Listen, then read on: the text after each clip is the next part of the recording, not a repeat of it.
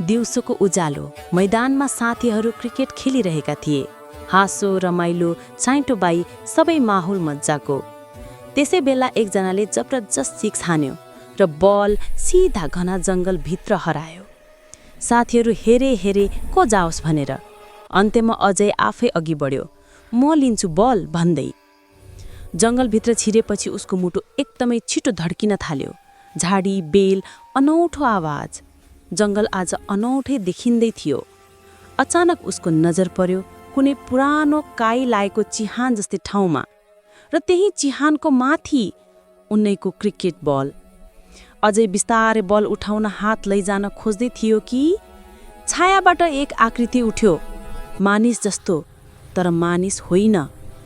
अझै त डरले ठिङ्गै। आकृति उसको नजिक नजिक आउँदै थियो।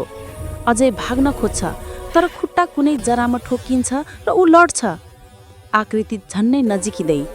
ठिक त्यही बेला भौ भौ भौ एक कुकुर हावा जस्तै कुदेर आएर अजयको अगाडि उभियो।